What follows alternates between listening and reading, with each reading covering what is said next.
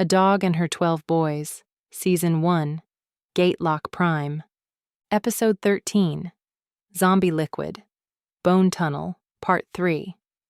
The bone wall pressed in from every side. My wedge was the only thing holding it back, a psychic shield of raw will, trembling like a soap bubble under too much heat.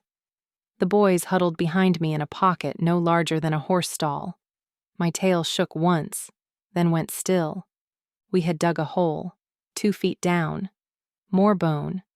Nothing but bone. Air thick as rot. Hot cartilage and old soup. I tasted it in the back of my throat. The artifact pulsed below us, faint and steady. Still close. Still calling. But the hum. I heard it first. Or maybe felt it.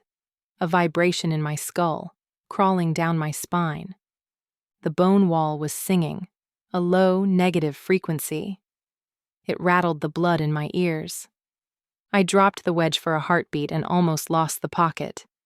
Slammed it back up with a growl that cracked my jaw.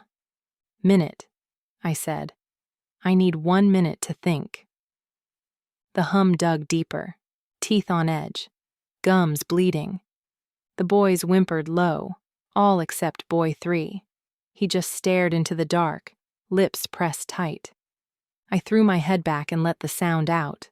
A full-throated, ear-splitting temporal growl. White and blue light ripped from my chest and throat, filled the chamber, then rippled outward in a pulse you could taste. Time broke. The world slowed. Dust hung midair. Droplets of sweat on the boys' faces froze like beads of glass. My lungs still worked.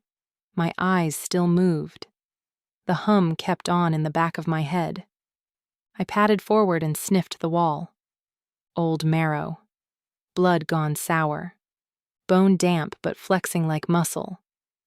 I moved through the boys like a ghost. Boy 6 first, slumped, eyes closed. His hammer lay across his lap. Sonic core embedded in the head. Faint blue light flickering with each heartbeat. Boy 12 next. His pack half open. I pawed through it. Found the psionic interface palm. 5 thin metal fingers and a glassy palm, ready to pick up whatever my mind could throw. I tapped his shoulder.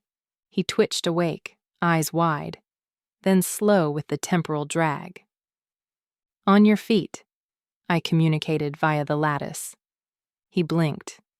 "You see like I see. You feel the shape of the room. Build it. Boy."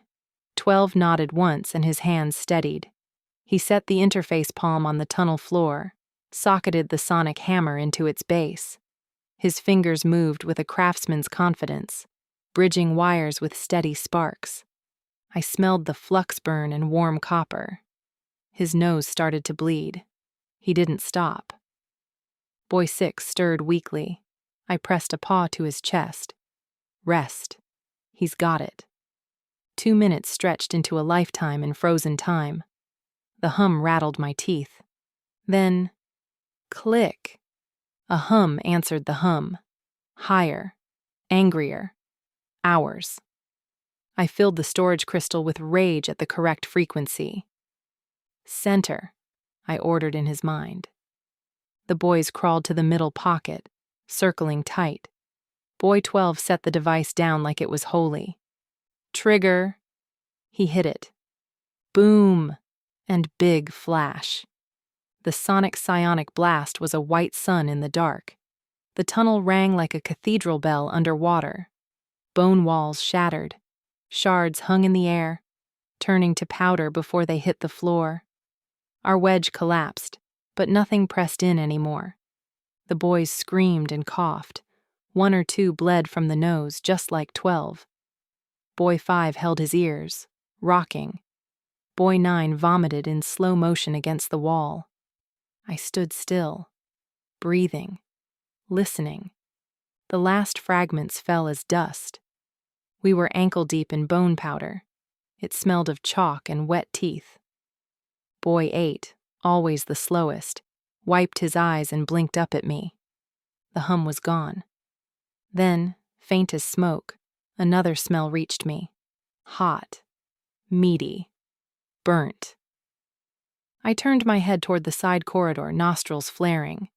The boys caught it too, one by one. Hunger overrode fear. Bellies growled in unison. Guess where we were going next? Our stomachs demanded it.